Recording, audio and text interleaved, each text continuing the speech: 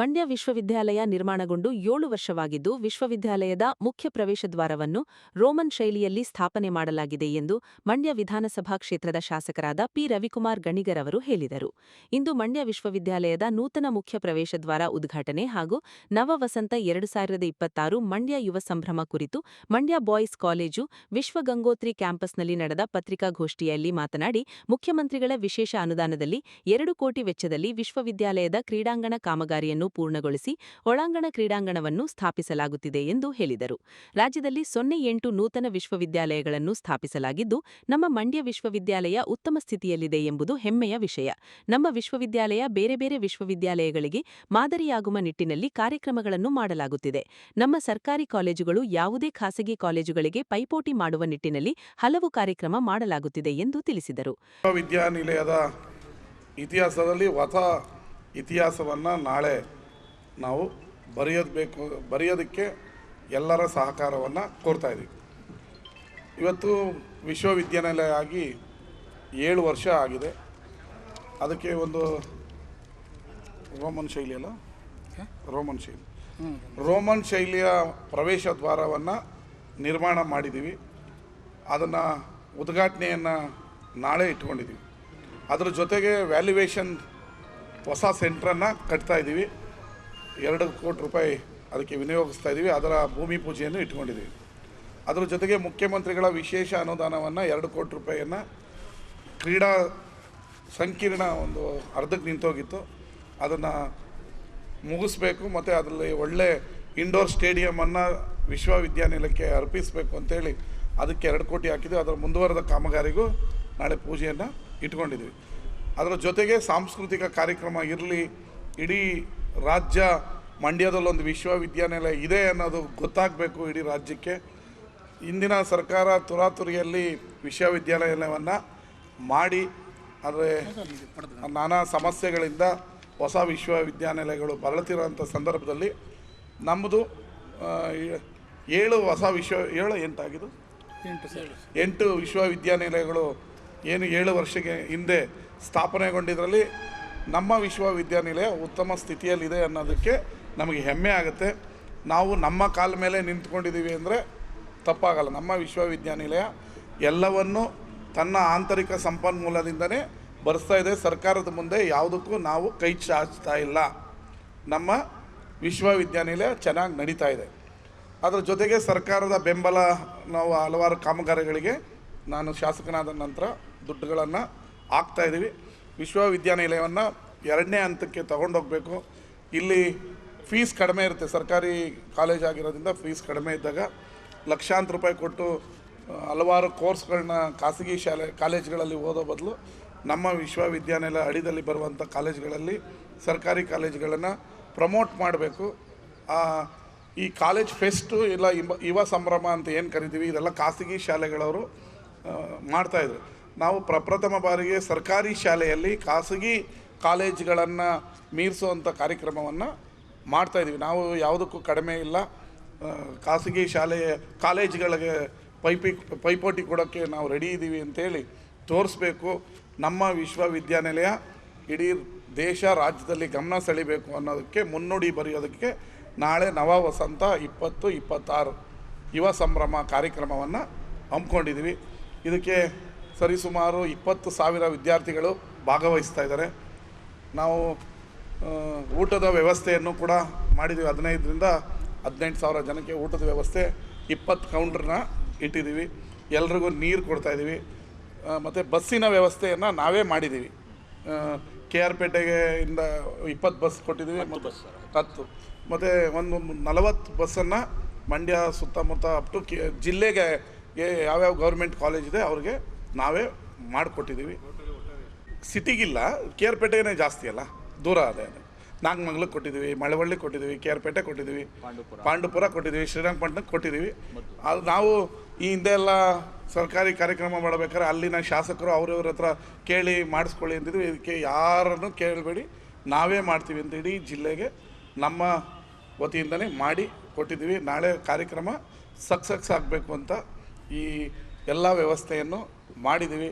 ಎಲ್ಲ ಸರ್ಕಾರಿ ಕಾಲೇಜಿನ ವಿದ್ಯಾರ್ಥಿಗಳು ಒಂದು ಕಡೆ ಸಮಾಗಮ ಆಗಿ ಮಂಡ್ಯ ವಿಶ್ವವಿದ್ಯಾನಿಲಯದ ಹೆಸರನ್ನು ಉನ್ನತ ಸ್ಥಾನಕ್ಕೆ ತಗೊಂಡೋಗ್ಬೇಕು ಅನ್ನೋ ಏಕೈಕ ಆಸೆ ನಮ್ಮದು. ಅದ್ರ ಜೊತೆಗೆ ಒಂದಷ್ಟು ಸಾಂಸ್ಕೃತಿಕ ಕಾರ್ಯಕ್ರಮಗಳನ್ನು ಕೂಡ ಇಟ್ಟಿದ್ದೀವಿ. ನಮ್ಮ ಚಂದನ್ ಶೆಟ್ಟಿದು ರ್ಯಾಪ್ ಶೋ ಇರುತ್ತೆ, ಆಮೇಲೆ ಎಂಥ ಕಿಶನ್ ಬೆಳಗಳಿದು ಡ್ಯಾನ್ಸ್ ಇರುತ್ತೆ, ಆಮೇಲೆ ನೀವು ಹಲವಾರು ಹಿಂದಿ ಚಲನಚಿತ್ರಗಳಿಗೆ ನೃತ್ಯ ಸಂಯೋಜನೆ ಮಾಡಿದ ನಾಗೇಂದ್ರ ಪ್ರಸಾದ್ ಪ್ರಭುದೇವ ತಮ್ಮ ಕನ್ನಡದ ಹೀರೋ ಕೂಡ ಆತ. ಅವರು ಹಲವಾರು ಅಮ್ಮ ಅಮ್ಮ ಇದೆಲ್ಲ ನೀವು ಹಿಂದಿ ಸೂಪರ್ ಅದನ್ನು ಅವರೇ ಡೈರೆಕ್ಟ್ ಮಾಡಿದ್ದು, ಅವರು ಕೂಡ ನೃತ್ಯ ಪ್ರದರ್ಶನ ಮಾಡಬೇಕು ಅಂತ ಹೇಳಿದ್ವಿ.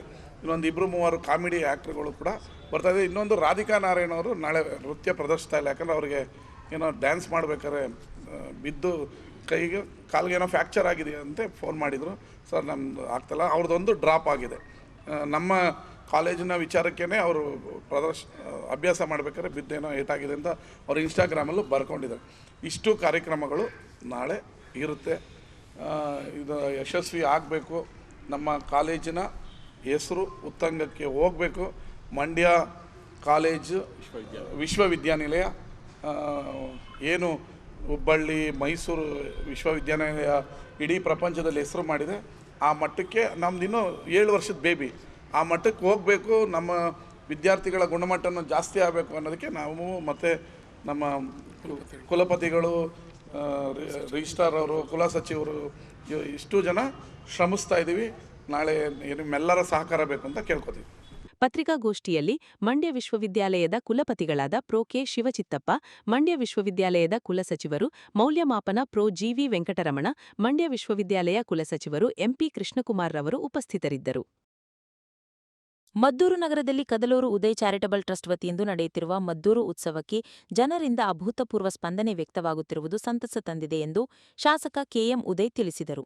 ನಗರದ ಪ್ರವಾಸಿ ಮಂದಿರದಲ್ಲಿ ಮದ್ದೂರು ಉತ್ಸವ ಸಂಬಂಧ ಅಧಿಕಾರಿಗಳೊಂದಿಗೆ ಚರ್ಚಿಸಿ ಮಾತನಾಡಿದರು. ಮದ್ದೂರು ಉತ್ಸವದ ಪ್ರಾರಂಭೋತ್ಸವದ ಅಂಗವಾಗಿ ಶನಿವಾರ ನಡೆದ ಮ್ಯಾರಥಾನ್ ನಿರೀಕ್ಷೆಗೂ ಮೀರದ ಜನರ ಬಂದಿದ್ದು ಹಾಗೂ ಮದ್ದೂರಮ್ಮನ ದನಗಳ ಜಾತ್ರೆಗೆ ಹೆಚ್ಚಿನ ಪ್ರಮಾಣದಲ್ಲಿ ದನಗಳು, ಟಗರುಗಳು ಬಂದು ಕಳೆಗಟ್ಟಿರುವುದು ಖುಷಿ ತಂದಿದೆ ಎಂದರು. ಮದ್ದೂರು ಉತ್ಸವದ ಅಂಗವಾಗಿ ಪ್ರಮುಖ ಬೀದಿಗಳಲ್ಲಿ ವಿದ್ಯುತ್ ದೀಪಾಲಂಕಾರದ ವ್ಯವಸ್ಥೆಗೆ ಚಾಲನೆ ನೀಡಲಿದ್ದು, ಮೇ 8ವರೆಗೂ ದೀಪಾಲಂಕಾರವಿದ್ದು, ಇದರಿಂದ ಮದ್ದೂರಮ್ಮನ ಹಬ್ಬಕ್ಕೆ ವಿಶೇಷ ಮೆರುಗು ಬರಲಿದೆ ಎಂದರು. ಮಂಗಳವಾರ ಮತ್ತು ಬುಧವಾರ ವಾಲಿಬಾಲ್ ಮತ್ತು ಕಬಡ್ಡಿ ಪಂದ್ಯಾವಳಿ ಆಯೋಜಿಸಲಾಗಿದ್ದು, ನಗರದ ತಾಲೂಕು ಕ್ರೀಡಾಂಗಣ ಹಾಗೂ ಜೂನಿಯರ್ ಕಾಲೇಜು ಆವರಣದಲ್ಲಿ ಪಂದ್ಯಾವಳಿಗಳು ನಡೆಯಲಿದ್ದು, ವಿಜೇತ ತಂಡಗಳಿಗೆ ಕ್ರಮವಾಗಿ 50,000, 25,000, 10,000 ನಗದು ಬಹುಮಾನ ನೀಡಲಾಗುವುದರ ಜೊತೆಗೆ 10,000 ರೂಪಾಯಿ ಸಮಾಧಾನಕರ ಬಹುಮಾನ ನೀಡಲಾಗುವುದು ಎಂದರು. ಬಹಳಷ್ಟು ಸಿದ್ಧತೆಗಳಾಗಿದೆ. ಕಳೆದ ಮ್ಯಾರಥಾನ್ ಮೂಲಕ ಉದ್ಘಾಟನೆ ಆಗಿತ್ತು. ಅವತ್ತಿನಿಂದ ದನಗಳ ಜಾತ್ರೆನೂ ಕೂಡ ಭಾಳ ಹೆಚ್ಚು ಸಂಖ್ಯೆಯಲ್ಲಿ ಸೇರಿ ಮದ್ದೂರಿನಲ್ಲಿ ನಾವು ನಿರೀಕ್ಷೆನೂ ಕೂಡ ಮಾಡಿರಲಿಲ್ಲ. ಏನೋ ದನ ಜಾತ್ರೆ ಕಟ್ತವೆ, ನಾವೇನೋ ಪ್ರೋತ್ಸಾಹ ಮಾಡಬೇಕು ಅನ್ನುವಂಥದ್ದು ಮಾಡಿದೋ. ಬಟ್ ಜನರಿಗೆ ಇಷ್ಟೊಂದು ಖುಷಿ ತರ್ತಾ ಇದೆ, ಜನ ಇಷ್ಟೊಂದು ಆಸಕ್ತಿಯಿಂದ ವೀಕ್ಷಣೆ ಮಾಡುವಂಥದ್ದು, ಇಲ್ಲಿ ಬಂದು ಭಾಗವಹಿಸುವಂಥದ್ದನ್ನು ನಾವು ಎಕ್ಸ್ಪೆಕ್ಟ್ ಮಾಡಿರಲಿಲ್ಲ. ಭಾಳ ತುಂಬ ರೆಸ್ಪಾನ್ಸ್ ಬಂದಿದೆ. ಅದೇ ರೀತಿ ಅವ್ರಿಗೆ ಬೇಕಾದಂಥ ಎಲ್ಲ ನೀರಿನ ವ್ಯವಸ್ಥೆ, ಪ್ರತಿಯೊಂದು ವ್ಯವಸ್ಥೆಗಳನ್ನ ಮಾಡಿದ್ದೀನಿ. ಇವತ್ತು ಸಂಜೆಯಿಂದ ಲೈಟು ಕೂಡ ಸ್ವಲ್ಪ, ನಾನು ನಿನ್ನೆ ಇರಲಿಲ್ಲ, ತಡ ಆಯಿತು ಬರೋದು. ಲೈಟಿನ ವ್ಯವಸ್ಥೆನೂ ಕೂಡ ಇವತ್ತಿಂದ ಆಗಿರ್ತದೆ. ಮತ್ತು 29ನೇ ತಾರೀಕು ಎಲ್ಲ ರಾಸುಗಳಿಗೆ ಆಯ್ಕೆ ಮಾಡುವಂಥ ಪ್ರಕ್ರಿಯೆ ನಡೀತದೆ. 30ನೇ ತಾರೀಕು ಒಂದು 4 ಗಂಟೆ, 3:30-4 ಗಂಟೆ TB ಸರ್ಕಲಿಂದ ಎಲ್ಲ ರಾಸುಗಳ ಮೆರವಣಿಗೆ ಪಟ್ಟಣದ ಈ ಬೀದಿಯಲ್ಲಿ TB ಸರ್ಕಲ್ನಿಂದ ಹಿಡಿದು ಕಲಾ ತಂಡಗಳೊಂದಿಗೆ ಪಟ್ಟಣದ ಮುಖ್ಯ ರಸ್ತೆಯಲ್ಲಿ ಸಂಚರಿಸಿ ನರಸಿಂಹಸ್ವಾಮಿಯ ದೇವಸ್ಥಾನದ ಆವರಣದಲ್ಲಿ ಎಲ್ಲರೂ ಕೂಡ ಸೇರ್ತಾರೆ. ಅಲ್ಲಿ ನಾವು ಘೋಷಣೆಯನ್ನು ಮಾಡ್ತೀವಿ. ಏನು ಆಯ್ಕೆ ಆಗಿರ್ತಾರೆ ಅವ್ರನ್ನ ಘೋಷಣೆಯನ್ನು ಮಾಡಿ ಕರೆದು ಮಾನ್ಯ ಪಶುಸಂಗೋಪನಾ ಸಚಿವರು ವೆಂಕಟೇಶ್ ಅವರು, ಪ್ರಸನ್ನ ಪುಟ್ಟಣ್ಣನವರು, ರೈತ ಮುಖಂಡರು ಎಲ್ಲರೂ ಕೂಡ ಇದರಲ್ಲಿ ಬಹುಮಾನ ವಿತರಣಾ ಕಾರ್ಯಕ್ರಮದಲ್ಲಿ ಭಾಗವಹಿಸ್ತಿದ್ದಾರೆ. ಅಲ್ಲಿಗೆ ಈ ದನಗಳ ಜಾತ್ರೆಯನ್ನು ಬಹುಮಾನ ವಿತರಣೆ ಮಾಡೋದ್ರ ಮುಖಾಂತರ ಎಲ್ಲ ಬಂದಂಥವ್ರಿಗೆಲ್ಲ ಉಪಹಾರದ ವ್ಯವಸ್ಥೆಯನ್ನು ಮಾಡಿ ಅವ್ರನ್ನ ಒಂದು ಬೀಳ್ಕೊಡೋ ಕೆಲಸವನ್ನು ಮಾಡ್ತೀವಿ. ಇದ್ರ ಮಧ್ಯೆ ತಾಲೂಕ್ ಪಂಚಾಯತಿ ಹತ್ರ, ತಾಲೂಕ್ ಪಂಚಾಯತಿ ಮತ್ತು ತಾಲೂಕು ಆಡಳಿತದ ವತಿಯಿಂದ ಎಲ್ಲರೂ ಕೂಡ ಅವಕ್ಕೆ ಒಂದು ವಿಶೇಷವಾದ ಒಂದು ಸ್ವಾಗತವನ್ನು ಮಾಡೋ ಕೆಲಸವನ್ನು ಒಂದು BEO CN Dhananjaya, CDPO Arun Kumar, ಸಿಪಿಐಗಳಾದ ನವೀನ್ ಕುಮಾರ್, ನಾರಾಯಣಿ ಇದ್ದರು. ಮಂಡ್ಯ ನಗರದ ಮಹಿಳಾ ಸರ್ಕಾರಿ ಮಹಾವಿದ್ಯಾಲಯದ ಸ್ವಾಯತ್ತ ವತಿಯಿಂದ ನಡೆದ ಅರ್ಥಶಾಸ್ತ್ರ ವಿಭಾಗದ ಎಕನಾಮಿಕ್ಸ್ ಪೋಸ್ಟರ್ ಪ್ರೆಸೆಂಟೇಷನ್ ಸ್ಪರ್ಧೆಯ ಕಾರ್ಯಕ್ರಮವು ಕಾಲೇಜಿನ ಪ್ರಾಂಶುಪಾಲರಾದ ಪ್ರೊಫೆಸರ್ ಕೆ ಗುರುರಾಜಪ್ರಭುರವರ ಅಧ್ಯಕ್ಷತೆಯಲ್ಲಿ ಜರುಗಿತು. ಕಾರ್ಯಕ್ರಮವನ್ನು ಮಂಡ್ಯ ಜಿಲ್ಲಾ ಅಪರ ಜಿಲ್ಲಾಧಿಕಾರಿಗಳಾದ ಬಿಸಿ ಶಿವಾನಂದಮೂರ್ತಿರವರು ಉದ್ಘಾಟಿಸಿದರು. ನಮ್ಮ ಸ್ನೇಹಿತರೇ ಅವರು ನಮ್ಮ KS ಆಫೀಸರ್ ಒಬ್ಬರು, ಯಾಕೆ ನೀನು ಓದ್ಬಿಟ್ಟಿದೀಯಾ, ನೀನು ಓದು ಅಂತಕ್ಕಂಥ ಹೇಳಿದ ಸಂದರ್ಭದಲ್ಲಿ ಅವರು ಸಿದ್ಧಗಂಗಾ ಮಠಕ್ಕೆ ಸೇರಿಕೊಂಡು 7 ವರ್ಷ ಬಿಟ್ಟು ಎಜುಕೇಷನ್ ಬಿಟ್ಟು ನಂತರ ತಿರ್ಗಾ PUCಯಿಂದ ಸ್ಟಾರ್ಟ್ ಮಾಡಿ ಓದ್ಲಿಕ್ಕೆ ಪ್ರಾರಂಭ ಮಾಡಿ ಡಿಗ್ರಿ ಮಾಡಿ 11 ಕೆಲಸನ ಅವ್ರು ತಗೊಂಡು 11 ಕೆಲಸ. ಅದರಲ್ಲಿ primary school teacher, high school teacher, lecturer, PU college lecturer, FDC college education, degree college lecturer, ಈ ಥರ 11 ಕೆಲಸ ತಗೊಂಡು ಕೊನೆಗೆ ಈಗ KS ಅಧಿಕಾರಿಯಾಗಿ ಕಮರ್ಷಿಯಲ್ ಟ್ಯಾಕ್ಸ್ ಆಫೀಸರ್ ಆಗಿದೆ. ಅಂದರೆ ಸಾಧನೆ ಮಾಡ್ತಕ್ಕಂಥದ್ದು ಯಾವುದೇ ಕಾರಣಕ್ಕೂ ನನಗೆ ಮುಗಿದೋಯ್ತು, ನಾನು ಡಿಗ್ರಿ ಮಾಡಿದೆ, ಅಲ್ಲೇ 4 ವರ್ಷ ಆಯಿತು ಬಿಟ್ಟೋಯ್ತು ಅನ್ನೋ ಭಾವನೆ ಇಲ್ಲದೇ ಇರ್ತಕ್ಕಂಥ ಸಂದರ್ಭದಲ್ಲಿ ಈಗ ನೀವು ಡಿಗ್ರಿ ಮಾಡ್ತಾಯಿದ್ರಿ, ನೀವು ಸ್ಪಷ್ಟವಾದಂಥ ಗುರಿನ ಇಟ್ಕೊಂಡ್ರೆ ನಾನು ಇಂಥದ್ದೇ ಸಾಧನೆ ಮಾಡ್ತೀನಿ, ಹಿಂಗೆ ಸಾಧನೆ ಮಾಡ್ತೀನಿ, MA ಎಕನಾಮಿಕ್ಸ್ ಮಾಡ್ತೀನಿ ಅಥವಾ MA PhD ಮಾಡ್ತೀನಿ, ಮಾಡಿದ ನಂತರ ನಾನು ಹಲವಾರು ಉನ್ನತ ಹುದ್ದೆಗಳಿದೆ, ಸ್ಟ್ಯಾಟಿಸ್ಟಿಕಲ್ ಇರ್ಬೋದು, ಮತ್ತು ಬೇರೆ ಬೇರೆ ಇಲ್ಲಿ ನಮ್ಮ ಎಕನಾಮಿಕ್ ಸರ್ವಿಸ್ ಅಂತ ಇದೆ, ಇಂಡಿಯನ್ ಎಕನಾಮಿಕ್ ಸರ್ವಿಸ್ ಅಂತಿದೆ, ಆ ಥರದ್ದು ಅಥವಾ ಯಾವ ರೀತಿಲಾದರೂ ಕೂಡ ಬೇರೆ ಬೇರೆ ವಿಚಾರಗಳು UPSC KPSC ಯಾವ ರೀತಿಲಾದರೂ ನೀವು ಪರಿಶ್ರಮ ಪಟ್ಟರೆ ಇಲ್ಲಿ ಸ್ಪರ್ಧಾತ್ಮಕ ಒಂದು ಇದರಲ್ಲಿ ಯಾರು ಆ ಸ್ಪರ್ಧಾತ್ಮಕ ಒಂದು ಪರೀಕ್ಷೆಗಳನ್ನ ತೆಗೆದುಕೊಳ್ತಾರೆ ಅದರ ಮೇಲೆ ಪ್ರಾಮಾಣಿಕತೆಯಿಂದ ನಾನು ಓದ್ತೀನಿ, ಸಾಧನೆ ಮಾಡ್ತೀನಿ ಅನ್ನೋ ನಿಟ್ಟಿನಲ್ಲಿ ಓದ್ತಾರೆ, ಅವ್ರು ಯಾರೂ ಫೇಲ್ಯೂರ್ ಆಗಿಲ್ಲ. 99% ನಾನು ತಿಳಿದ ಮಟ್ಟಿಗೆ. ಅಂದರೆ ನಮ್ಮ ಅಪ್ಪನ್ನ ಮೆಚ್ಚಲಿಕ್ಕೋ, ನಮ್ಮ ತಾಯಿ ಮೆಚ್ಚಲಿಕ್ಕೋ, ನನ್ನ ಕುಟುಂಬದವ್ರು ಮೆಚ್ಚಿಸ್ಲಿಕ್ಕೋ, ಜನ ಮೆಚ್ಚಿಸ್ಲಿಕ್ಕೋ ಓದ್ತಾ ಇದ್ರೆ ಅವ್ರು ಸಕ್ಸಸ್ ಆಗಲ್ಲ. ಅರ್ಥವಾಯ್ತಲ್ಲ? ಆತ್ಮಪೂರ್ವಕವಾಗಿ ನಾನು ಓದಲೇಬೇಕು, ನಾನು ಸಾಧನೆ ಮಾಡ್ತೀನಿ ಅನ್ನೋ ನಿಟ್ಟಿನಲ್ಲಿ ಹೋದರೆ ಖಂಡಿತವಾಗ್ಲೂ ಸಾಧನೆ ಮಾಡಲಿಕ್ಕೆ ಅವಕಾಶ ಇದೆ. ಅದಲ್ಲದೇನೂ ಕೂಡ ಆಯಿತು ಕೆಲಸಕ್ಕೆ ಇದು ಮಾಡಿರಿ, ಕೆಲಸ ಸಿಗಲಿಲ್ಲ ಅಂದರೂ ಕೂಡ ನೀವೇನಾದರೂ ಒಂದು ಉದ್ಯಮವನ್ನು ಸ್ಥಾಪನೆ ಮಾಡಲಿಕ್ಕೂ ಅವಕಾಶ ಇದೆ. ಯಾಕೆ ಅಂತಂದರೆ ನಾನು ನೆನೆ ಮಾತಾಡ್ತಾ ಹೇಳ್ತಾ ಇದ್ದೆ, ಯೂತ್ ಅಂತಕ್ಕಂಥದ್ದು ಏಜ್ ಇನ್ ಬಿಟ್ವೀನ್ ಯಾರನ್ನ ಯೂತ್ಸ್ ಅಂತ ನಾವು ಕರಿತೀವಿ ಅಂದರೆ 15 to 28 ಇರ್ತಕ್ಕಂಥವ್ರನ್ನ ನಾವು ಯೂತ್ಸ್ ಅಂತ ಕರಿತೀವಿ. ಇಂಡಿಯಾದಲ್ಲಿ 40 ಕೋಟಿ ಯೂತ್ಸ್ ಇದ್ದಾರೆ. ಅದರಲ್ಲಿ ನೀವು ಒಳಗಡೆ ಇರ್ತೀರಲ್ವಾ, 15 ವರ್ಷ ತುಂಬಿದೆ, 28 ವರ್ಷದ ಒಳಗಡೆ ಇದೆ, ನಿಮ್ಮನ್ನು ಕೂಡ ಯೂತ್ ಅಂತ ನಾವು ಕರೀತೀವಿ. ಅಂದರೆ 40 ಕೋಟಿ ಜನ ಇದೆ. ವರ್ಕಿಂಗ್ ಪಾಪ್ಯುಲೇಷನ್ ಅಲ್ಲಿ 15ರಿಂದ 64 ವರ್ಷದವರೆಗೂ ನಾವು 65 ವರ್ಷದವರೆಗೂ ವರ್ಕಿಂಗ್ ಪಾಪ್ಯುಲೇಷನ್ ಅಂತ ಕರೀತೀವಿ. ಅದು 66ರಿಂದ 60. ಈ ಸಂದರ್ಭದಲ್ಲಿ ವೇದಿಕೆಯಲ್ಲಿ ಅರ್ಥಶಾಸ್ತ್ರ ವಿಭಾಗದ ಮುಖ್ಯಸ್ಥರು ಹಾಗೂ ಕಾರ್ಯಕ್ರಮದ ಸಂಯೋಜಕರಾದ ಡಾ GC ವರದರಾಜೇಗೌಡ, ಕಾರ್ಯಕ್ರಮದ ರೂವಾರಿ ಹಾಗೂ ಕಾರ್ಯದರ್ಶಿಗಳಾದ DL ಜಯಶೀಲ, ವ್ಯವಸ್ಥಾಪಕರಾದ KP ರವಿಕಿರಣ್, ಅರ್ಥಶಾಸ್ತ್ರ ವಿಭಾಗದ ಉಪನ್ಯಾಸಕರುಗಳಾದ Dr Gule Arifa, M Madegowda, R Shobha, LC ರಂಗಸ್ವಾಮಿರವರು ಸೇರಿದಂತೆ ಅರ್ಥಶಾಸ್ತ್ರ ವಿಭಾಗದ ವಿದ್ಯಾರ್ಥಿನಿಯರುಗಳೆಲ್ಲರೂ ಸಹ ಹಾಜರಿದ್ದರು. ಮದ್ದೂರು ತಾಲೂಕಿನ ವಿದ್ಯಾರ್ಥಿಗಳಿಗೆ ಸ್ಥಳೀಯವಾಗಿಯೇ ಹೆಚ್ಚಿನ ವಿದ್ಯಾಭ್ಯಾಸ ಕಲ್ಪಿಸಬೇಕೆಂಬ ಉದ್ದೇಶದಿಂದ ನಗರದಲ್ಲಿಯೇ ಸಂಶೋಧನಾ ಕೇಂದ್ರ ಆರಂಭ ಮಾಡಲಾಗಿದೆ ಎಂದು ಶಾಸಕ KM ಉದಯ್ ಹೇಳಿದ್ರು.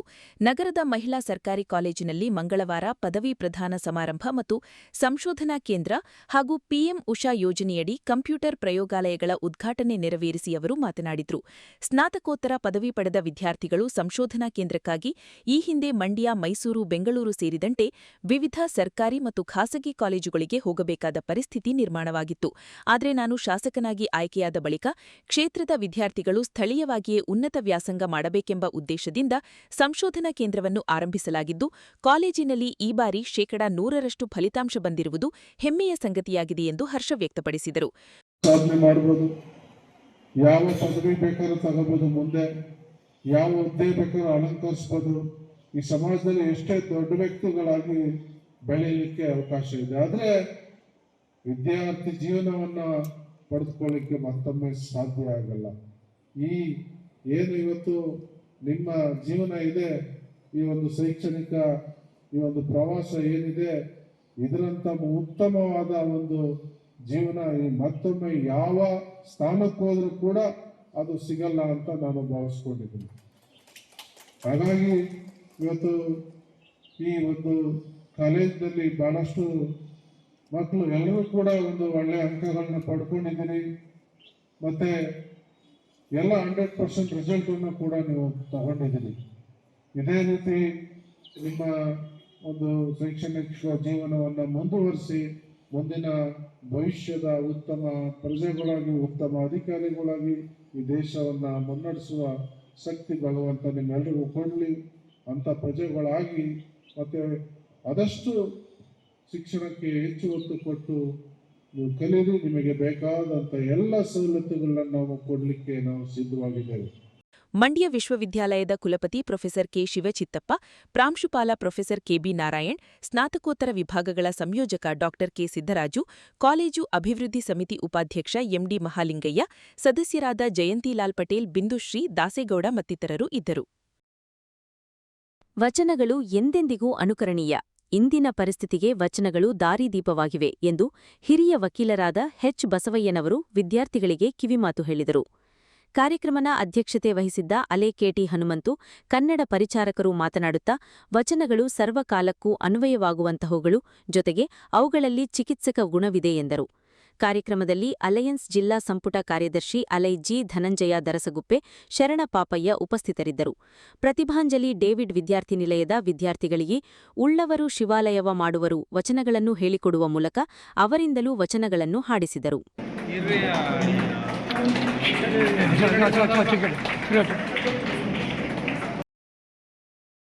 ನಿವೃತ್ತ ಶಿಕ್ಷಕರಾದ ಎಎಸ್ ದೇವರಾಜು ಮಾತನಾಡಿ, ಶಿಕ್ಷಕ ವೃತ್ತಿಯಿಂದ ನಿವೃತ್ತಿಯಾದ ನಂತರ ಡಿಯರ್ ಗುರು ಶಿಷ್ಯರ ಬಳಗ ಸ್ಥಾಪಿಸಿಕೊಂಡು ಶೈಕ್ಷಣಿಕ ಹಾಗೂ ಆರೋಗ್ಯಕ್ಕೆ ಸಂಬಂಧಪಟ್ಟಂತೆ ಸುಮಾರು 6 ವರ್ಷಗಳಿಂದ ನಡೆಸಿಕೊಂಡು ಬಂದಿದ್ದು, ಮೇ 1ನೇ ತಾರೀಕು ಕಾರ್ಮಿಕದಲ್ಲಿ ದಿನಾಚರಣೆ ಅಂಗವಾಗಿ ಹಲಗೂರಿನ ಸರ್ಕಲ್ನಲ್ಲಿ ಹಲಗೂರು ಗ್ರಾಮ ಪಂಚಾಯಿತಿಯಲ್ಲಿ ಕಾರ್ಯನಿರ್ವಹಿಸುತ್ತಿರುವ 9 ಜನ ಪೌರ ಕಾರ್ಮಿಕರಿಗೆ ಸನ್ಮಾನ ಹಾಗೂ ಪ್ರಸ್ತುತ ವರ್ಷ ದ್ವಿತೀಯ ಪಿಯುಸಿಯಲ್ಲಿ ಅತಿ ಹೆಚ್ಚು ಅಂಕ ಗಳಿಸಿದ ವಿದ್ಯಾರ್ಥಿಗಳಿಗೆ ಪ್ರತಿಭಾ ಪುರಸ್ಕಾರ ಕಾರ್ಯಕ್ರಮ ನಡೆಯಲಿದ್ದು, ನನ್ನ ಹಳೆಯ ವಿದ್ಯಾರ್ಥಿಗಳು ಹಾಗೂ ಸಾರ್ವಜನಿಕರು ಈ ಕಾರ್ಯಕ್ರಮದಲ್ಲಿ ಪಾಲ್ಗೊಂಡು ಕಾರ್ಯಕ್ರಮವನ್ನು ಯಶಸ್ವಿಗೊಳಿಸಬೇಕು ಎಂದು ಸುದ್ದಿಗೋಷ್ಠಿಯಲ್ಲಿ ತಿಳಿಸಿದರು. ಇದೇ ಸಂದರ್ಭದಲ್ಲಿ ಪ್ರವೀಣ್, ಮನೋಹರ್, ಡಾ ಶಂಶುದ್ದೀನ್ ಹಾಜರಿದ್ದರು. ನನ್ನ ಹೆಸರು ಎಎಸ್ ದೇವರಾಜು. ಸಾಮಾನ್ಯವಾಗಿ ನನಗೆ ಶಿಕ್ಷಣ ಇಲಾಖೆಯಲ್ಲಿ ಡಿಆರ್ ಅಂತ ಹೇಳಿದ್ರೆ ನಂದು ಪ್ರಚಲಿತ. ನಾನು ನಿವೃತ್ತಿ ಶಿಕ್ಷಕ. ನಿವೃತ್ತಿ ಆದಮೇಲೆ ನಂದು ಡಿಆರ್ ಗುರುಶಿಷ್ಯ ಬಳಗ ಅಂತೇಳಿ ನನ್ನ ಹೆಸರಲ್ಲಿ ಒಂದು ಬಳಗವನ್ನು ಸ್ಥಾಪನೆ ಮಾಡಿಕೊಂಡು ಶೈಕ್ಷಣಿಕವಾಗಿ ಮತ್ತು ಆರೋಗ್ಯಕ್ಕೆ ಸಂಬಂಧಪಟ್ಟಂತೆ ಹಲವಾರು ಸಮಾಜ ಚಟುವಟಿಕೆಗಳನ್ನು ಕಳೆದ 6 ವರ್ಷಗಳಿಂದ ಮಾಡ್ಕೊಂಡು ಬರ್ತಾ ಇದ್ದೀವಿ. ಹಾಗೆ ಮುಂದೆ ಬರ್ತಕ್ಕಂಥ ಮೇ 1ನೇ ತಾರೀಕು ಏನು ಕಾರ್ಮಿಕರ ದಿನಾಚರಣೆ ಇದೆ, ಕಾರ್ಮಿಕರ ದಿನಾಚರಣೆಯ ಅಂಗವಾಗಿ ಹಲಗೂರು ಗ್ರಾಮ ಪಂಚಾಯಿತಿಯಲ್ಲಿ ಪೌರ ಕಾರ್ಮಿಕರಾಗಿ ಕರ್ತವ್ಯ ನಿರ್ವಹಿಸಿರ್ತಕ್ಕಂಥ 9 ಪೌರ ಕಾರ್ಮಿಕರಿಗೆ ಸನ್ಮಾನ ಕಾರ್ಯಕ್ರಮವನ್ನು ನಮ್ಮ ಬಳಗದ ವತಿಯಿಂದ ಇಟ್ಕೊಂಡಿದ್ದೀವಿ. ಹಾಗೆ ಈ ಪ್ರಸ್ತುತ ವರ್ಷ PUCನಲ್ಲಿ 3 ವಿಭಾಗ ಕಲೆ, ವಾಣಿಜ್ಯ ಮತ್ತು ವಿಜ್ಞಾನ ವಿಭಾಗದಲ್ಲಿ ಅತ್ಯಂತ ಹೆಚ್ಚು ಅಂಕಗಳನ್ನು ಗಳಿಸಿರ್ತಕ್ಕಂಥವ್ರು ಹಲಗೂರು ಹೋಬಳಿನಲ್ಲಿ. ಹಾಗೆ 10ನೇ ತರಗತಿನಲ್ಲಿ ಇರ್ತಕ್ಕಂಥ ವಿದ್ಯಾರ್ಥಿ ಯಾರು ಹೆಚ್ಚು ಅಂಕ ಗಳಿಸಿರ್ತಕ್ಕಂಥವ್ರು 4 ಜನಕ್ಕೆ, ಮತ್ತು ನಮ್ಮ ಡಿಆರ್ ಗುರುಶಿಷ್ಯ ಬಳಗದಲ್ಲಿ ಇರ್ತಕ್ಕಂಥ ವಿದ್ಯಾರ್ಥಿಗಳ ಮಕ್ಕಳು ಯಾರು ಹೆಚ್ಚು ಅಂಕ ಗಳಿಸಿರ್ತಾ ಇದ್ದಾರೆ ಅವರೆಲ್ಲರೂ ಕೂಡ ಅವತ್ತು ಒಂದು ಪ್ರತಿಭಾ ಪುರಸ್ಕಾರ ಕಾರ್ಯಕ್ರಮವನ್ನು ಹಲಗೂರಿನ ಸರ್ಕಲ್ನಲ್ಲಿ 1ನೇ ತಾರೀಕು ಬೆಳಗ್ಗೆ 8:30 ಒಂದು ಕಾರ್ಯಕ್ರಮವನ್ನು ಹಮ್ಮಿಕೊಂಡಿದ್ದೀವಿ. ದಯಮಾಡಿ ನಮ್ಮ ಬಳಗದಲ್ಲಿರ್ತಕ್ಕಂಥ ವಿದ್ಯಾರ್ಥಿಗಳು, ಹಾಗೆ ನನ್ನ ಹತ್ರ ವಿದ್ಯೆ ಕಲಿತಿರ್ತಕ್ಕಂಥ ವಿದ್ಯಾರ್ಥಿಗಳು ಮತ್ತು ಸಾರ್ವಜನಿಕರು ಈ ಸಭೆಗೆ ಬಂದು ಹಾಜರಾಗಿ ಕಾರ್ಯಕ್ರಮವನ್ನು ಯಶಸ್ವಿಗೊಳಿಸ್ಕೊಳ್ಬೇಕಂತ ಈ ಮೂಲಕ ಕೋರ್ಕೊಳ್ತೇನೆ.